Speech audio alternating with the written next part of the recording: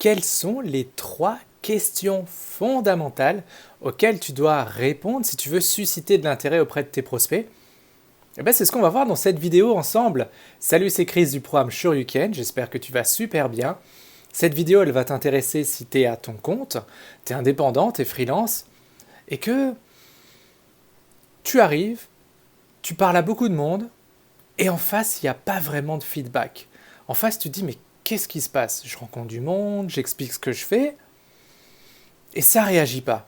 Donc dans cette vidéo, je vais t'expliquer les 3 questions auxquelles tu dois absolument répondre pour pouvoir susciter de l'intérêt en face de toi, au niveau de tes prospects.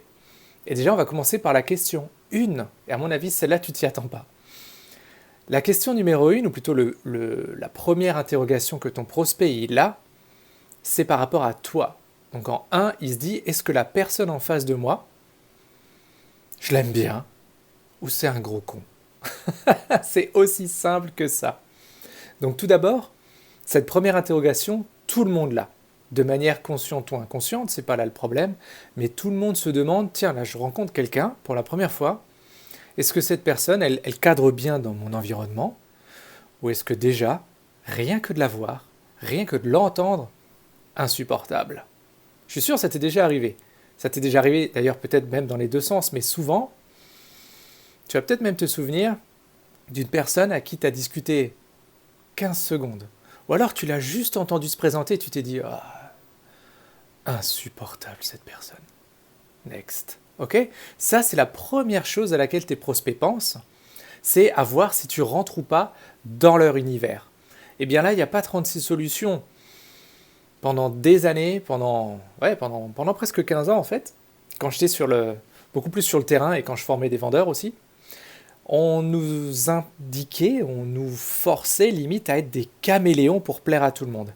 Et c'est l'erreur numéro 1 qu'on fait en tant qu'indépendant. Juste enlever une partie de mon casque, ça j'ai un meilleur retour son. C'est une erreur assez importante et assez fréquente qu'on voit chez les indépendants, c'est d'essayer de plaire à tout le monde. Donc si tu es dans ce groupe, d'ailleurs dans le groupe des entrepreneurs atypiques, tu as quelque chose de différent que tu aimerais bien mettre en avant, que tu aimerais bien mettre en valeur. Et moi je te le dis, ça commence déjà par ta personnalité. Si tu es là, c'est pas par hasard. Si tu regardes cette vidéo, c'est pas par hasard non plus. C'est qu'à un moment donné, on est sur la même longueur d'onde. On a peut-être le même vocabulaire, on a la même façon d'être, on a la même façon de parler, la même façon de ne pas se prendre la tête, de faire les choses bien, sans se casser vraiment la tête. Tu vois ça, c'est notre ADN. Moi, je le mets en avant et je te conseille aussi de le mettre en avant puisque c'est le premier point que les gens vont regarder.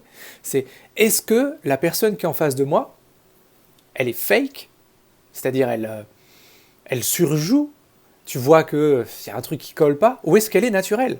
Je te garantis que cette vidéo-là, c'est le Christian d'habitude. Celui que tu as aussi en rendez-vous de coaching, celui que tu as lorsque tu fais des rencontres de dirigeants et que tu vois d'autres entrepreneurs, celui que tu as, si je tape dans la vidéo, ça ira pas, celui que tu as toujours en face de toi. Toujours, c'est le même, il n'y a pas de débat. T'accroches pas, c'est une autre histoire. Mais donc, première question, c'est est-ce que tu colles dans l'univers de la personne que tu as en face de toi? Je ne dis pas qu'il faut coller avec tout le monde, c'est pas du tout ça. Je dis juste que plus tu es fidèle à toi-même, plus tu vas avoir des gens qui vont correspondre à ça. Ok? Donc, question numéro 1, est-ce que la personne que j'ai en face de moi, je l'apprécie déjà ou au contraire, je trouve que c'est un gros con? Question numéro 2, la personne en face de moi, elle est en train de me donner un message. Elle parle d'une problématique. Et la question que ton prospect se pose, c'est est-ce que je suis concerné par cette problématique? Et là, le plus souvent, tu feras attention la prochaine fois que tu vas dans des rencontres avec d'autres entrepreneurs. Le plus souvent, les indépendants ont un peu tendance à expliquer le catalogue. Salut, je sais faire du SEO, je sais faire du copywriting, je sais faire de la rédaction web, je sais faire plein de trucs. Waouh, ok. Elle est où la problématique là-dedans? Il n'y en a pas. Il n'y en a pas. C'est juste étalage de catalogue. Et donc la différence, elle est là. Elle est de se dire, comment est-ce que toi tu présentes une problématique et voir si en face, il a cette problématique ou pas. Et donc une autre erreur que font une grande majorité d'indépendants, c'est une fois qu'ils ont présenté ce qu'ils savent faire, déjà ils ne décèlent pas s'il y a une problématique en face ou pas, mais surtout ils vont aller continuer cette discussion sur ce type de problématique avec peut-être des personnes qui en face n'en ressentent pas le besoin. C'est un petit peu comme si maintenant, Je suis sûr que ça t'est déjà arrivé en plus. Quelqu'un vient te voir, il te parle de site internet, site internet, site internet, site internet, alors qu'en fait, toi, ben, tu te sens pas du tout concerné. Alors tu fais oui oui de la tête pour être poli, parce qu'on a tous été plus ou moins éduqués, et à un moment donné, au fond de toi, tu es déjà en train de penser à autre chose. Tu dis, ok, alors là, il faut que j'appelle un tel, il faut pas que j'oublie d'aller chercher les enfants tout à l'heure, ah oui, mais alors il faut faire le plein de la voiture, et t'écoutes même plus ce qu'il te dit, tu vois. Ça, c'est la deuxième question que les prospects se posent, c'est, est-ce que je suis concerné par cette problématique que la personne en face de moi vient de mettre sur la table? Et la troisième question que tes prospects se posent, c'est, est-ce que la personne que j'ai en face de moi, elle va être capable de m'aider à résoudre cette problématique? Et ça, c'est une question qui est souvent oubliée de la part des indépendants.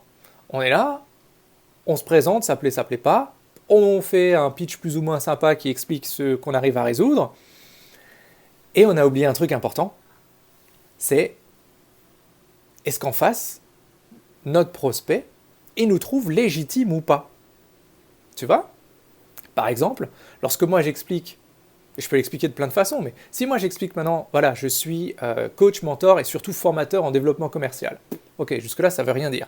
T'es d'accord?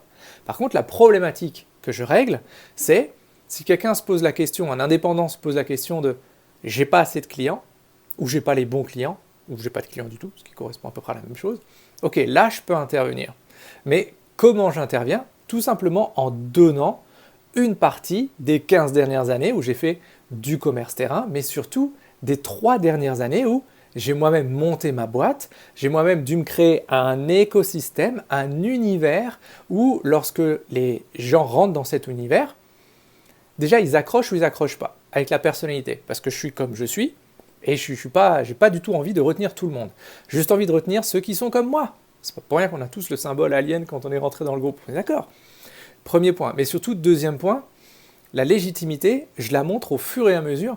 Quasiment tous les jours, je vous file un contenu dans le groupe, gratuit, où je vous donne une pépite. Je vous donne au minimum une astuce. Je vous donne comment est-ce qu'on peut commencer à régler cette problématique de client. Tu vois? C'est ça la légitimité. Donc la troisième question que se posent tes prospects, c'est est-ce que la personne que j'ai en face de moi, elle va m'aider à résoudre cette problématique?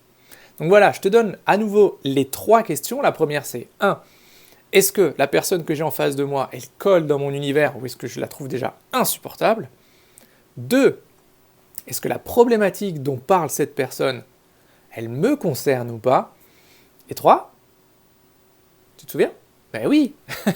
Est-ce que toi, tu es capable, ou je pense que tu es capable ou pas, de m'aider à résoudre cette problématique? Quand tu réponds à ces 3 points-là, là, tu as un vrai prospect en face de toi, là, tu peux commencer une discussion.